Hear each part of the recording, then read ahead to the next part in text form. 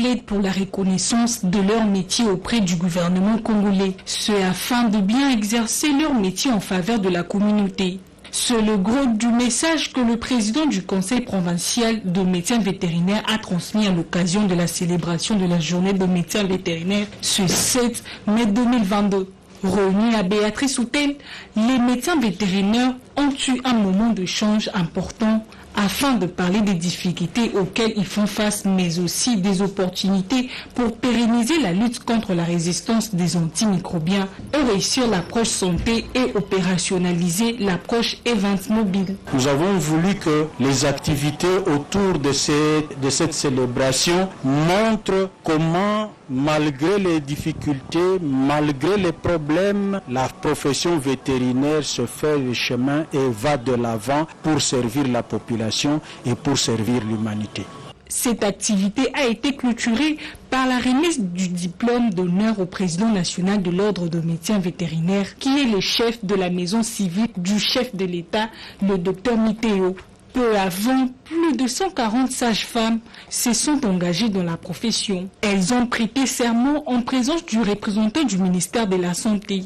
Ambro Kakabé, directeur exécutif et président national de SCOSAF. Et les sages-femmes qui viennent d'être sur le marché aujourd'hui, c'est pour aider le pays dans sa politique qui veut arriver à réduire la mortalité maternelle et infantile qui est trop élevée dans notre pays.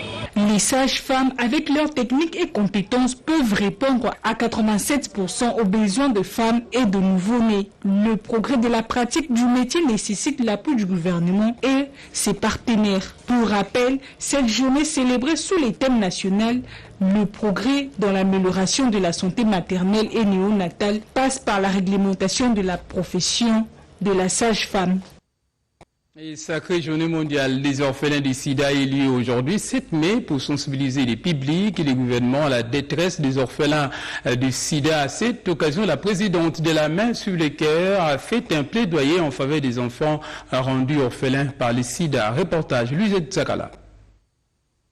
Toutes les 15 secondes dans le monde, un parent meurt du sida, augmentant ainsi le nombre d'orphelins du sida sur la planète, estimé à 17,8 millions selon l'UNICEF. Chaque 7 mai, le monde célèbre la journée des orphelins du sida, une journée qui nécessite l'implication de tous pour s'attaquer aux nombreuses causes de la tragédie vécue par cette catégorie de personnes.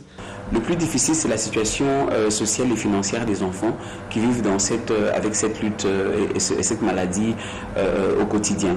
Donc, c'est beaucoup de parents qui n'ont pas les moyens. Quand on dit parents, c'est parfois les grands-parents, parfois les tantes, parfois les oncles ou les gens du quartier qui les prennent en charge après les décès de leurs parents. Donc de plus en plus, on retrouve ces enfants qui vivent dans beaucoup de difficultés. Et on a eu quand même pendant 2 ans et demi, presque 3 ans, la problématique avec la Covid-19. En RDC, la prise en charge des enfants séropositifs demeure un défi majeur pour les différentes communautés. Dani Niembwe, qui accompagne et prend en charge certains orphelins du sida à travers sa structure humanitaire, la main sur les cœurs, pense que ces enfants et ces adolescents ont le même droit que tous les autres enfants. Bon, il y a beaucoup d'avancées au niveau du VIH pédiatrique, au niveau du pays.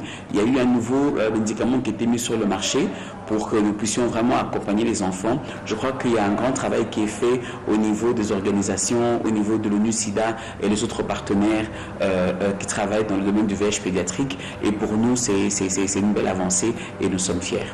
Aux décideurs et aux politiques de s'impliquer à fond pour le bien-être de ces enfants fragilisés et